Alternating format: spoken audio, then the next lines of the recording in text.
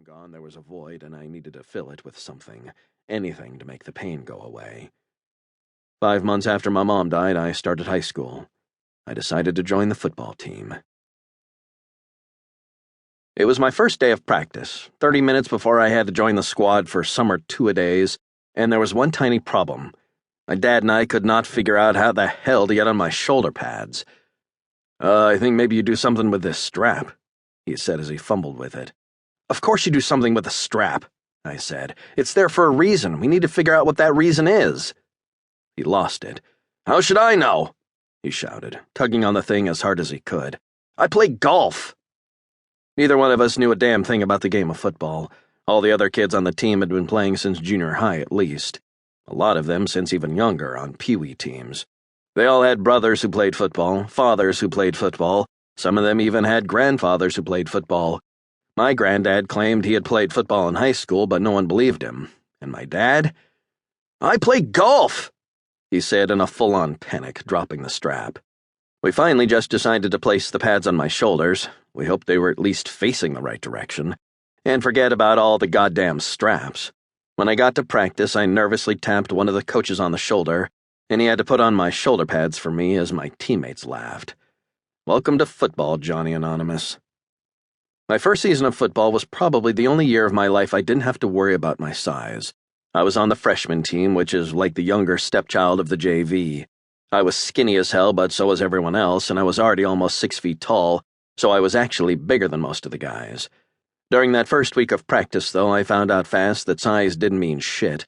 Even though I was bigger than everyone else, I was still getting my ass kicked. I was just too nice.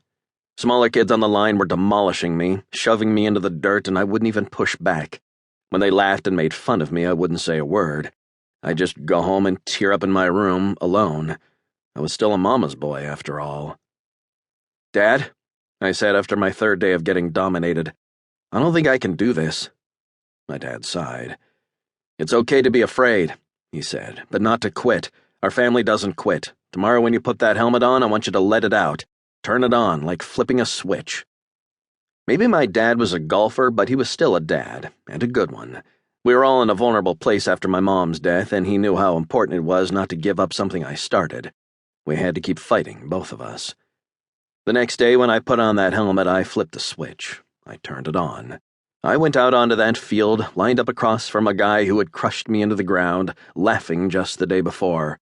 And when that whistle blew, when our center snapped the ball, I grabbed that fucker across from me and I just flattened him. Drove my fists into his chest plate with a satisfying crunch and laid him out on the ground. Damn, that felt good. Yeah, the move was totally illegal and I would have been flagged for a hold in any legitimate game, but damn, that felt good. At that moment, I knew I was really, really going to like football. I didn't understand it then. Didn't start to piece things together until years later.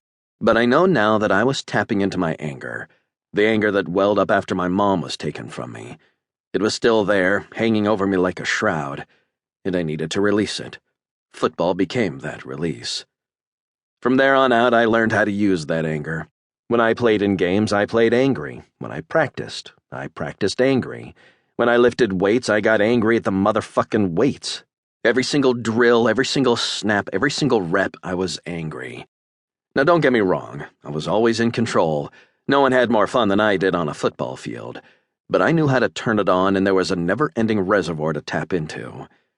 And when I was done lifting or practicing or playing, I tucked the anger back inside me, nice and neat and smiling and polite, till I decided to bring it out and use it again.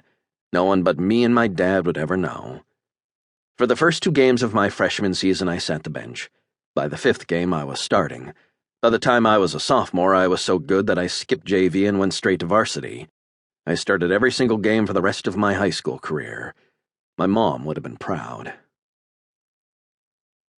It was my sophomore year in high school, and I was at yet another football party. This was at my friend Scott's house. Scott lived with his dad, who was divorced, so the place had a bachelor pad feel to it. The lighting was dim, the sofa was covered in cracked black leather, and there were a lot of mirrors and weird tapestries on the walls. It was pretty hot for Ohio. Scott's dad was out, so a bunch of us were hanging, drinking beer and watching Top Gun on DVD. That's right, Top Gun. How the fuck is this movie not going to appeal to football players? You got Tom Cruise...